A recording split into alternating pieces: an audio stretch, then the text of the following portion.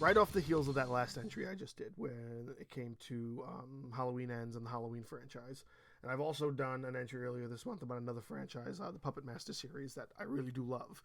I had in my notes, I try to keep track of all the movies I'm watching and things I want to do entries on. I've mentioned in other entries before that I have this huge list of films that as I watch them, I make notes of it and I try to do entries as often as I can. I don't often get to do all the entries I want to do, but when I do get the opportunity, I like to make sure that I have something to go off of, films that I have actually seen and sat through.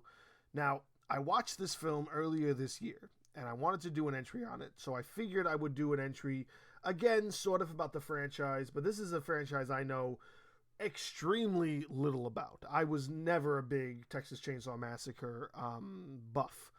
I know more about Halloween than I do Texas Chainsaw Massacre, but what I do know is I know the first film. I know one or two of the more recent remakes, and now I know this film from this year. So, what I'm essentially going to talk about is this reboot that they came out with earlier this year. This I think it's a straight to stream version of the film. I think it was a straight Netflix film, if I'm not mistaken. Let me check that really quick. Slasher film. Original is the 9th installment of the Texas Chainsaw Massacre franchise, done by Legendary Pictures, distributed by Netflix. Yep. Oh God, 83-minute runtime.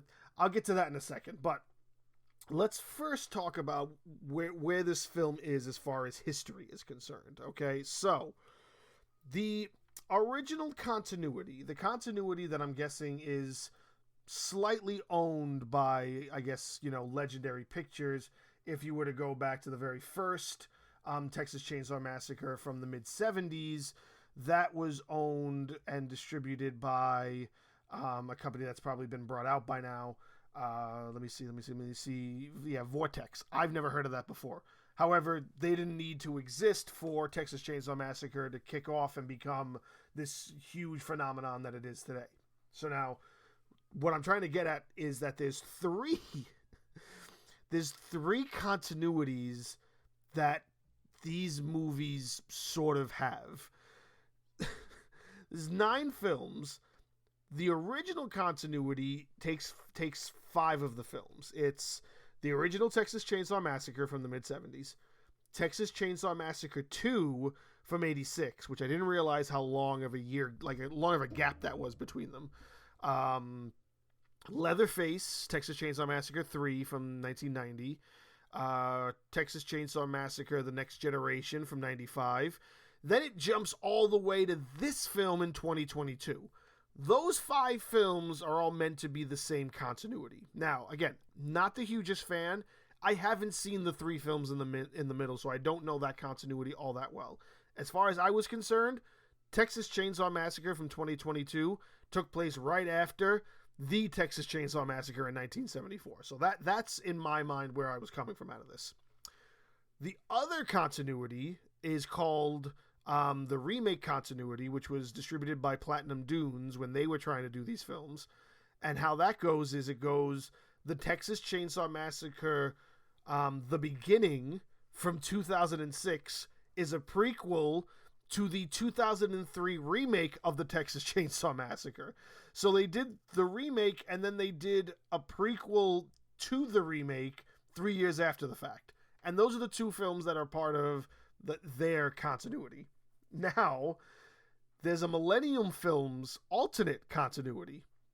This alternate continuity exists in the realm of the first film. So the 1974 film is right in the middle. There's then the Leatherface movie from 2017, which was this sort of prequel to the whole thing that takes place before the 1974 version. And then after that, it's Texas Chainsaw 3D, released in 2013. Remember when they tried to really push 3D again before, Disney and Marvel and all them got it sort of right? This was when they were coming out with horror movie after horror movie and just making it 3D. So then there's those 3 movies. So that's the general continuity of these films. So not only are they all over the place, but they're not even all connected, which makes the franchise really weird. Like, it's nothing like Halloween. It's nothing like Chucky. It's nothing like Jason. All of these continuities still sort of exist within themselves. Even if you were to take the Halloween franchise and break it down to the intrinsic details of what each kind of storyline is meant to kind of connect to, even though they all might not 100% connect, they're still not that far disconnected like this seems to be. And that disconnect is probably why, like, it does have its fan base, but I'm not the hugest fan in the world. And I'm also seeing here something else that's pretty funny. Texas Chainsaw Massacre at the beginning, the one from 2006, Michael Bay was a producer on that, and he was also a producer on the 2003 version. That's pretty funny that Michael Bay has Texas Chainsaw Massacre under his wing as production credit.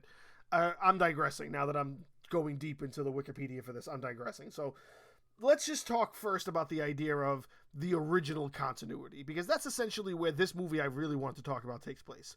It's the ending, or the ending thus far, to the original continuity, which being 5 essential films that are meant to be the actual storyline. Texas Chainsaw Massacre from 2022. It is 83 minutes long. It is possibly the worst of any reboot or any remake. Even though it's not really a remake, this was sort of them trying to capitalize on what Halloween Kills did or even just Halloween, by trying to create this sequel reboot kind of thing. I think they call it a requel. This attempt they made is bad. It is so bad. The only reason I watched it is because my wife really wanted to. My wife is an even bigger horror fan than I am. So she made me sort of sit down with this, and it is so poorly written. It is so badly executed. The only shining light is that they get somebody, not even the original actress, just somebody that looks enough like her, who's the final girl in the movie from 1974.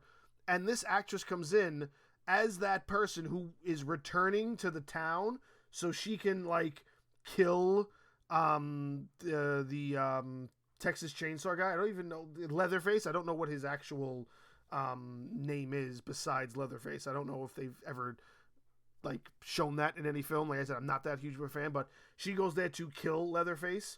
And again, if it was the same actress, I would probably be like, okay, I could fucks with that. I don't know who that actress is or where she's been, but I would have been okay with that. I would have been like, all right, let's get them in here and let's do it.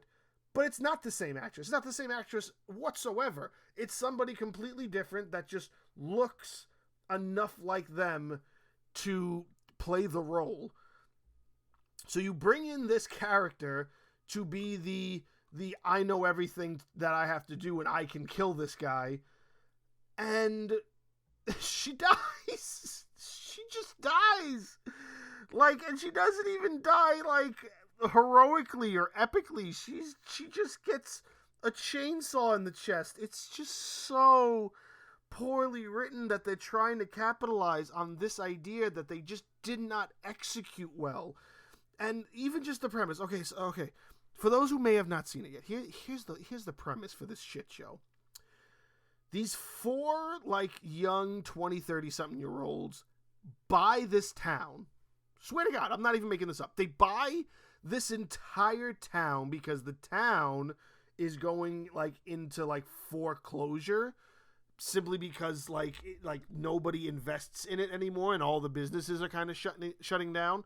So they buy the town and they're trying to, like, get investors to invest in rebuilding the town and making it like a traveler's, like, spot to, like, want to visit and actually become something.